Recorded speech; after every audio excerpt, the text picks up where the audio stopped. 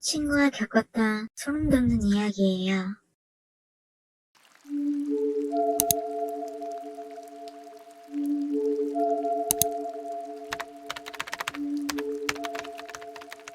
지금부터 시작하는 이야기는 9년 전 제 친구가 경험했던 이야기입니다.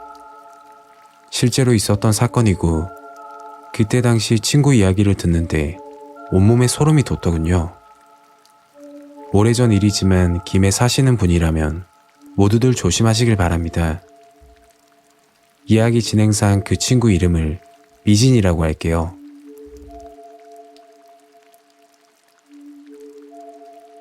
때는 9년 전 여름날, 미진이와 저는 김해 활천고개 부근에 살고 있었어요. 미진이는 학생 때부터 친했던 친구여서 틈만 나면 만나서 카페에서 커피 마시고 술도 마시고 하는 사이였죠. 그러다 미진이가 타 지역으로 일을 하러 가게 되었고 예전처럼 자주 보지 못했지만 연락은 꾸준히 했었어요. 미진이는 주말이 되면 부모님 얼굴도 볼 겸해서 김해로 자주 올라왔는데 그때마다 저와 만나서 새벽까지 놀고는 했습니다.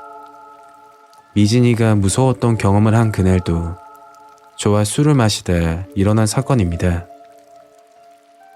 저희는 일주일간 있었던 일을 얘기하면서 시간 가는 줄 몰랐어요.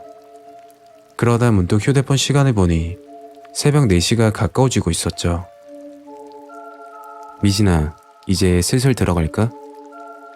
시간이 벌써 이렇게 됐네. 더 놀고 싶었지만 시간도 늦었고 부모님 생각도 나곤 해서 술자리를 끝내게 되었습니다. 다행히 미진이와 같은 방향이라 같이 택시를 탔죠.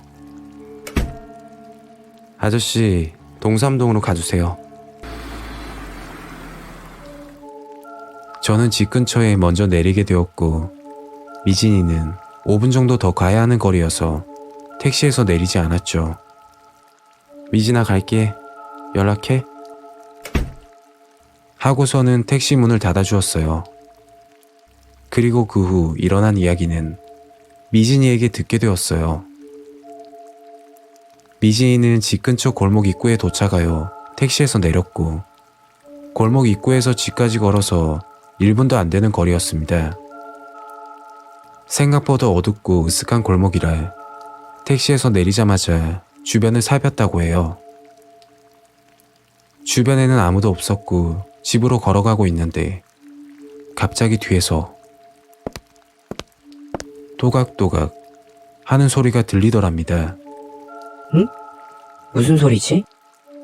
하면서 뒤를 보았는데 어두워서 잘 보이지 않았고 집으로 가려는 찰나 다시금 또각또각 소리가 들렸다고 해요. 무시하고 집으로 향하는데 또각또각 거리는 소리는 친구 발걸음에 맞춰서 소리가 났다고 하더군요. 집 앞에 도착하니 또각거리는 소리는 멈췄고 무섭고 소름이 돋았지만 친구는 태연하게 괜찮은 척을 하며 뒤를 돌아보고 말했다고 해요. 저기요, 여기 저희 집인데 누구시죠? 어두워서 정확한 모습은 보이지 않았지만 맞은편에서 걸쭉한 남자 목소리가 났다고 하더군요. 길을 잘못 들었네요. 그 남자는 말을 더듬으면서 당황하길래 길 잘못 들었으면 가던 길 가세요.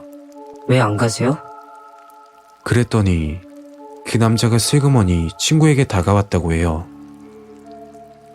가까이서 그 남자 모습을 봤는데 너무 소름이 돋았다고 하더라고요. 그 남자 모습은 부자연스러운 긴 머리 가발에 이 더운 여름에 검정 긴팔 자켓에 그리고 검정 롱부츠까지 친구 키가 170에 힐도 신었는데 친구보다 키가 크고 대략 본다고 해도 키가 190처럼 보였다고 해요. 그리고 얼굴은 화장을 떡칠을 했다고 하더군요. 무서워서 뒷걸음을 치고 집으로 들어가려고 하는데 그 남자가 혹시 제 모습 어때요? 제가 지금 여자처럼 보이나요? 이런 거 좋아하지 않으세요? 하고 물어봤답니다. 친구는 정말 어이없고 무서워서 여자지만 그런 건 정말 싫어하고 여기 보시면 CCTV 설치돼 있는 거 아시냐고 녹화 중이니 얼른 가라고 화를 냈다고 해요. 그랬더니 그 남자는 아무 말 없이 순순히 갔다고 하더군요. 그런데 그게 끝이 아니었죠. 집으로 들어가 혹시 몰라서 골목길 끝쪽을 몰래 보았는데 그 남자가 아직도 서 있었다고 해요. 그 남자 모습은 직접적으로 보이진 않았지만 선명한 그림자가 그 자리에 계속 있었다고 하더군요. 아마 그때 미진이가 들었던 생각이 그 남자가 미진이가 들어간 곳이 집이 아닐 거라고 생각해서 숨었던 걸지도 모르겠다며 말하더군요.